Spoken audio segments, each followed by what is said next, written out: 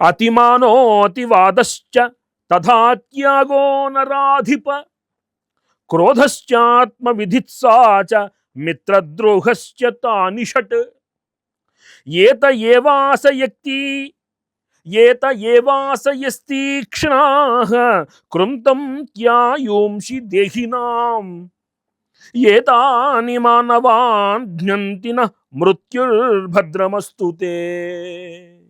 నాయనా ధృతరాష్ట్ర, మనుషుడికి తన పైన తనకి దురభిమానము కలిగి ఉండడం. ఇప్పుడు ఆ దురభిమానం వలన ఏమైంది? తన మాట నెగ్గించుకుని ఎలాగైనా తాను గొప్పవాడిని నిరూపించుకుని తనకున్నటువంటి ఆ దుష్ట చతుష్టయంతో మొత్తం పాండవులపై విజయాన్ని సాధించటానికి యావత్ కురువంశాన్నంతటినీ కూడా పణంగా పెట్టడానికి కూడా ఉద్యుక్తుడయ్యాడు అభిమాన ధనుడు అనిపించుకున్నటువంటి రారాజు దుర్యోధనుడు. అతిగా మాట్లాడటము, అనువుగాని చోట అధికులమనరాదు, కొంచెముండుటెల్ల కొదవుగాదు. ఆ ప్రదేశానికి నాకు సంబంధం లేదనుకున్నప్పుడు, ఆ ప్రదేశంలో నా ఉనికికి అంత విలువ లేదనుకున్నప్పుడు మౌనముగా ఉండగలిగిన వాడు శ్రేష్టమైనటువంటి యోగి. అక్కడ నేను నా ఉనికిని ప్రదర్శించాలి అని అనుకునేటువంటి వాడు ఒకడు ఉంటాడు, చూశారా? వాడు ధూర్తుడు. దానం చేయకపోవడం, లోభత్వాన్ని విడిచిపెట్టకపోవడం. దానం చెయ్యకపోవడం అంటే అర్థం ఏంటి? ఇది నా నుంచి వెళ్ళిపోతే ఎలా అనుకునేటువంటి వాడు. కానీ నిజానికి ఆలోచిస్తే నీవు ఎంత ఖర్చు పెడతావో భగవంతుడు అంత నీకిస్తాడు. నువ్వు ఖర్చు పెట్టడము అనేటువంటిది మళ్ళీ అది ఒక హితమైన విధానంలో వెళ్ళాలి. నేను ఒక 30,000 ఖర్చు పెట్టాలనుకుంటున్నానంటే ఆ 30,000 ఖర్చు ధార్మికమైన ఖర్చు అయి ఉండాలి. మళ్ళీ స్నేహితులతో జలసాలకి విలాసాలకి వాటిని మనం ప్రోత్సహించకూడదు. అక్కడ ఒక హితమైనటువంటి కార్యము. నీకు ఒక మంచి బట్టలు కొనుక్కో, తల్లికి తండ్రికి బట్టలు కొనిపెట్టు, చెల్లికి బట్టలు కొనిపెట్టు, అందరూ ఆనందంగా తినడానికి వినియోగించండి, చక్కగా ఆనందంగా ఆరోగ్యంగా ఉండండి, స్నేహితులకు చక్కగా విహారయాత్ర చెయ్యండి, లేని వారికి కొంచెం పెట్టండి, దాన ధర్మాలు కొంచెం చెయ్యండి. ఇలా ఆ ధనాన్ని ఎప్పుడైతే నీవు సద్వినియోగం చేసుకుంటావో నీకు మళ్ళీ అంతకంతా భగవంతుడు ఇస్తూనే ఉంటాడు. ఒక నిండిపోయినటువంటి బియ్యం బస్తాలో ఎంత మళ్ళీ దాని మీద నుంచి బియ్యం పోస్తున్నాం అనుకోండి, ఏమవుతుంది? ఆ బియ్యము నేల మీద వృధాగా పడిపోతాయి. అదే ఆ బియ్యం వాడుతున్నాం అనుకోండి, పోస్తున్నది కొద్దీ వాడుతున్నాం, వాడుతున్న కొద్దీ పోస్తున్నాం అంటే ఏమవుతుంది? చక్కగా ఏ లోటు లేకుండా ఆ ఆహారానికి మనకి లోటు లేకుండా భగవంతుడు కాపాడుతున్నాడని అర్థం. ఒక్కసారి ఆలోచించండి. లోభత్వాన్ని విడిచిపెట్టడము అనేది మానవుని జీవితంలో ఆధ్యాత్మికోన్నతిలో ప్రప్రథమమైనటువంటి భాగము. క్రోధం, తన కోపమే తన శత్రువు, తన శాంతమే తనకు రక్ష. ఆ క్రోధం ఏమవుతుంది అంటే మనల్ని ఆలోచనాహీనుల్ని చేస్తుంది. ఆ క్రోధము నన్ను మాత్రమే పోషించుకుని మళ్ళీ నా ధనాన్ని వృధా చెయ్యకుండా, నా ధనము నా నుంచి దూరముగా వెళ్ళిపోకుండా నా ధనాన్ని నేను కాపాడుకోవాలనుకోవడము, ఇవన్నీ కూడా ఒక లక్షణాలన్నమాట. మిత్రద్రోహం అతి అతి అతి హేయమైనటువంటి విషయం.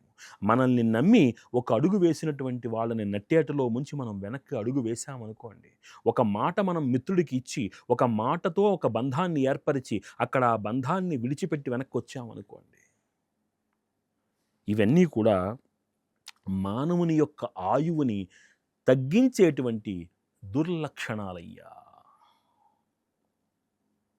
మృత్యువు వీటి ద్వారానే మనిషి దగ్గరకు వస్తుంది. కాబట్టి వీటిని మనిషి జయించినప్పుడు నీవనుకున్నట్టు ఆ నిండు నూరేళ్ల ఆయుష్ని కూడా మనిషి సంపాదించగలుగుతాడయ్యా అన్నాడు. కొంతమంది జీవితంలో మనకి తగులుతూ ఉంటారు. వారిలో కొంతమందితోటి సహవాసము ఎంత పుణ్యాన్ని ఇస్తుందో కొంతమందితోటి సహవాసము అంత పాపాన్ని మనకి చేకూరుస్తుంది. అలాంటి వారితో సహవాసం చేసినందుకు కూడా మనం ప్రాయశ్చిత్తం చేసుకోవాలి. నమ్మిన వాడి యొక్క భార్యను పొందడం, గురుపత్నిని పొందాలనుకోవడం, ద్విజుడై శూద్రవనితను పెండ్లాడటం, మద్యపానము చేయడం, విప్రులను అంటే బ్రాహ్మణులను ఆజ్ఞాపించటం, విప్రుల జీవనోపాధిని పాడు చేయడం, విప్రులని సేవకులుగా తీర్చిదిద్ది వారితోటి సేవక వృత్తిని చేయించటం, నిన్ను శరణన్న వాడిని చంపడం, వీరంతా కూడా బ్రహ్మహత్య చేసిన వారితోటి సమానమయ్యా. ఇట్టి వారితో నీవు క్షణంకాలమైనా సరే సహవాసం చేస్తే నీ జన్మకి ప్రాయశ్చిత్తం అవసరమవుతుంది అంటున్నాడు అక్కడ.